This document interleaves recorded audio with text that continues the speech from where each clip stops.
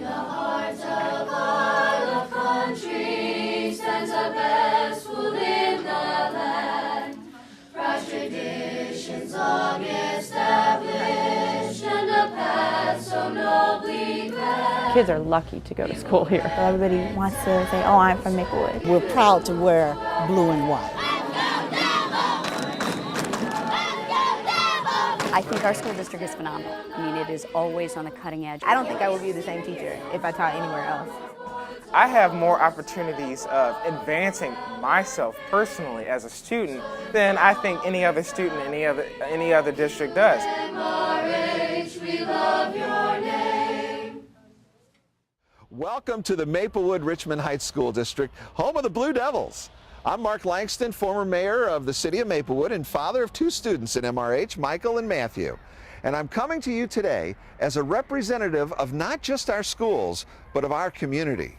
10 years ago, MRH School District promised us a complete transformation. And over the years, with our community's help, they created a series of long-range plans to ensure success for all our students. Those 10 years are up, and the results speak for themselves. I'm honored to present to you the district's report card to the community. But first, we'll need to take you back to what it was like just 10 years ago. Our buildings were in really sad repair. They not only looked bad, but physically some of our buildings weren't functioning really well. We had bathrooms you couldn't use, we had doors that didn't lock, we had windows that didn't shut. It was, as I said before, it was dark and scary. Nobody really wanted to represent the school because it was just kind of, you didn't really want to. You know, these are buildings that are old, that are not efficient. We had an academic program that, well, I pulled my children out long before they hit the high school. It was a sad thing to me, and I kind of think that was one of the motivators for me to run for the board, because it really felt like as a community we weren't doing enough for the kids who were here.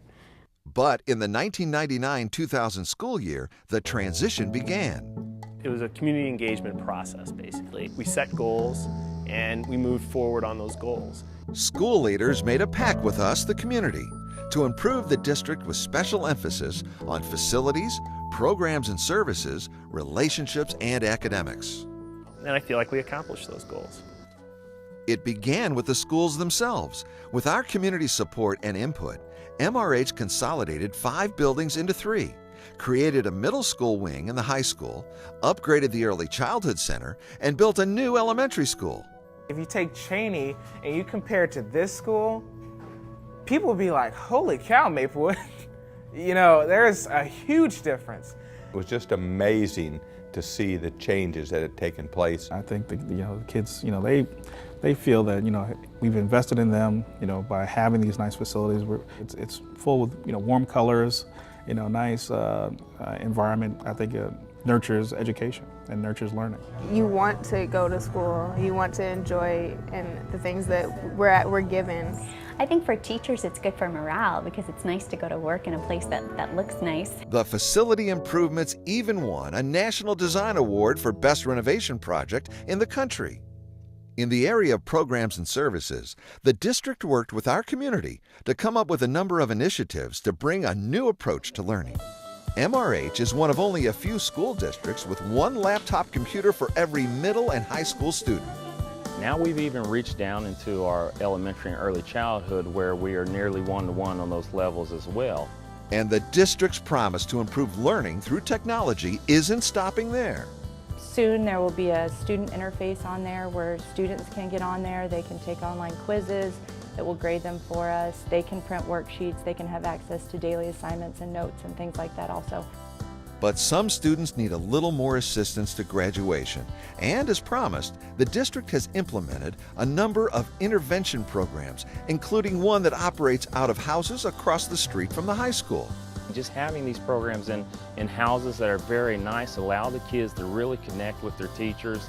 We maintain a very good ratio where kids always feel like no matter what's going on, they have someone to support them. It's called Alternative Services. But students don't stay in these buildings long. The center's goal is to transition students back to their regular classrooms. And when they go, they take with them new skill sets. part of our mission is literally to just increase their habits of mind, both academically, socially, emotionally, in a way that allows them to have success inside and outside the classroom. So can I use baby squash? Oh no. We as a community also wanted MRH to teach our children about sustainability. I love vegetables. My favorite vegetables are tomatoes. And the Seed to Table program is providing that, with gardens in which students work and learn.